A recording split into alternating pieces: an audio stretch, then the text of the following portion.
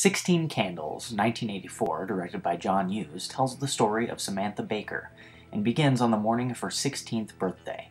As she stares into a mirror, assessing any possible changes to her physicality, she states that all she needs is 4 inches of bod and a great birthday. However, soon Samantha realizes that everyone in her family is preoccupied with her sister's impending wedding, and they have all forgotten about her 16th. Why is this a big deal, you might ask? Well, aside from having people forget your birthday, which is kind of shitty to begin with, the 16th year for the young American woman is kind of a rite of passage. It's a cultural milestone that kind of ushers a young American girl into womanhood. It's also been the subject of an awful television freak show. I do have a question though. Is the 16th birthday as big a deal for females anywhere else in the world? I know I have some viewers from the UK, India, and Australia. Is it big where you are? I would love to know. Anyway, back on track. After the initial realization that her family has forgotten her birthday, Samantha soon finds herself the pursuer and the pursued of both Farmer Ted, freshman geek played by Anthony Michael Hall, and her dream guy, Jake Ryan. While this premise may seem like every other teen movie, I have to point out the many relationships in this film that set it apart. You can't really discuss the plot of 16 Candles without discussing the characters, because like most John Hughes movies, the two inform each other. Okay, so at the center of this story we have Samantha Baker, played by Molly Ringwald. Samantha lives in a house with her mother and her father, and she's got 3 siblings, okay? 2 younger siblings, a brother and a sister, and an older sister, Ginny, who's getting married like in 2 days, or tomorrow in the context of the story. Ginny is marrying this guy named Rudy, whose father may or may not be in the mafia. It's not really a plot point, it's kind of a comedic moment. Okay, so everyone's in town for this wedding, including Samantha's 2 sets of grandparents who have kind of taken over the house. Her father's parents have taken over a room, and they have brought with them an exchange student named Long Duck Dong. Slightly ridiculous. To compound this, you also have, once again, Samantha at the center of the story, informing all these characters.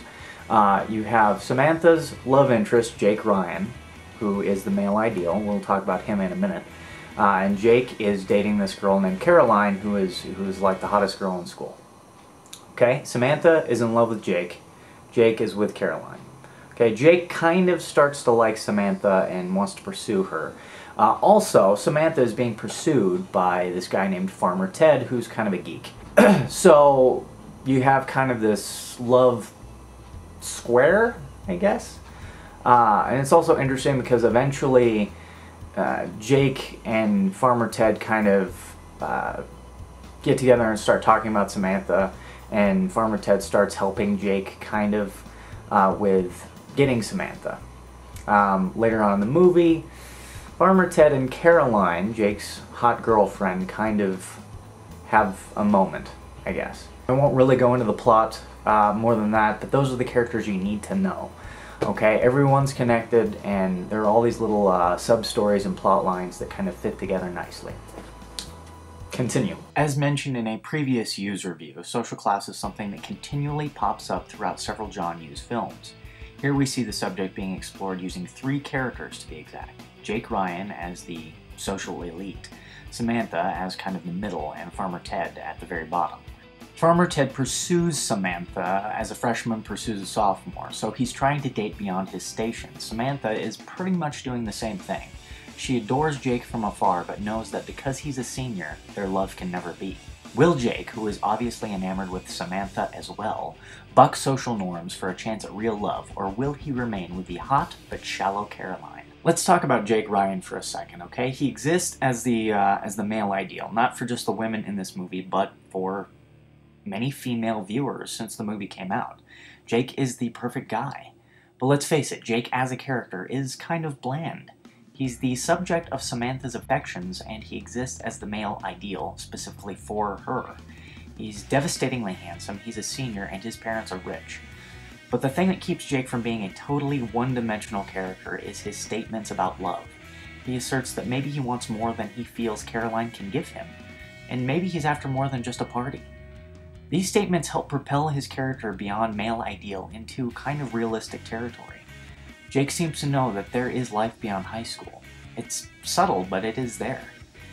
16 Candles is not a documentary of the adolescent experience, but rather a heightened reality where every awkward teenage moment is amped up for humorous intent. The heightened reality serves to constantly remind the audience that they're watching a movie, but also perfectly encapsulates the awkwardness of adolescence as most of us remember it. And in these years of growth and self-awareness, none of our teenage characters come out unchanged. And that's what makes both the humor and the drama work. That's also what makes the movie so memorable.